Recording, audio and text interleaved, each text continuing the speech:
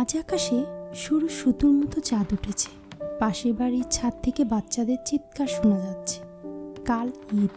আমি রান্নাঘরে দাঁড়িয়ে শ্যামাইয়ের জন্য দুধ চাল দিচ্ছি।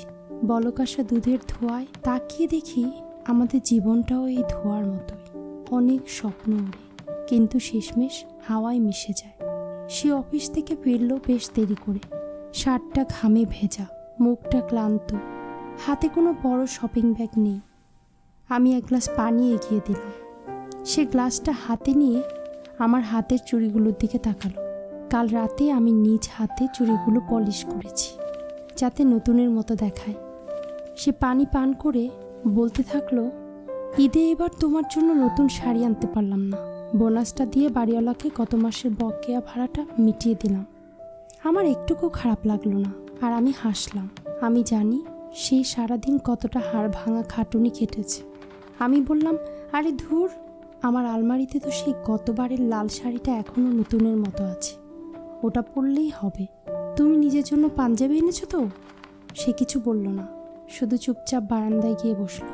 রাতে যখন সবাই ঘুমিয়ে পড়ছে, আমি চুপচাপ তার ব্যাগটা চেক করলাম।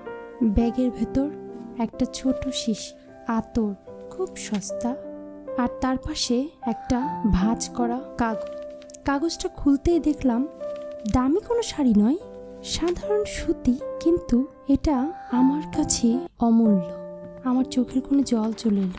লোকটা নিজে একটা স্যান্ডেল কিনে নি, নিজের জন্য পাঞ্জাবি কিনে নি, কিন্তু আমার জন্য মনে করে শাড়িটা নিয়েছে।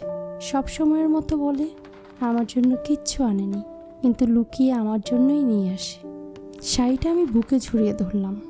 দামি ব্র্যান্ডের শোরুমের চেয়েও এই সাধারণ শাড়ির গ্রামটা আমার কাছে বেশি দামি মনে হলো। পরদিন ঈদের সকাল। আমি নীল শাড়িটা পরে আয়নার সামনে দাঁড়ালাম। কপালে লাল টিপ আর হাতে চুড়ি। সে নামাজ পড়ে ফিরল। আমি তার হাতে সেমাইয়ের বাটি এগিয়ে দিলাম। সে আমার দিকে তাকিয়ে থমকে গেল। তার চোখে যে তৃপ্তি দেখলাম, মনে হলো আমি বুঝি আকাশে সেই নীল চাঁদটাকেই আমার অঙ্গে জড়িয়ে নিয়েছি। সে পকেট থেকে আতরের শিশিটা বের করলো, আমার হাতের কবজিতে এক ফোঁটা আতর লাগিয়ে দিয়ে বলল, এই নীল রঙটা তোমাকে খুব মানায়। অভাব হয়তো আমাদের পিছু ছাড়ে না, কিন্তু তোমার এই হাসিটা দেখলে আমার মনে হয় আমি পৃথিবীর সবচেয়ে ধনী মানুষ। আমি তার পায়ে হাত দিয়ে সালাম করলাম। জানেন, ঈদে দামি পোলাও, কোরমা বা দামি গিফট থাকলেই বুঝি ঈদ হয় না। ঈদ মানে হলো পুরনো দুঃখগুলো ভুলে নতুন করে একে অপরের হাত ধরা। ঈদ মানে হলো নিজের শখ বিসর্জন দিয়ে প্রিয়জনের মুখে এক চিমটি হাসি ফোটানো। সেদিন আমাদের ঘরে খুব দামি আয়োজন ছিল না, কিন্তু আমাদের মনের ভেতর যে ঈদ হয়েছিল তা হয়তো 7 রাজার ধন দিয়েও কোনোভাবে কেনা সম্ভব নয়। নীল শাড়ি, চুড়ি আর এক চিমটি আতরের ঘ্রাণ, এই নিয়ে আমাদের ঈদটা পূর্ণতা পেল। আপনার ঈদটা কেমন গেল অবশ্যই জানাবেন।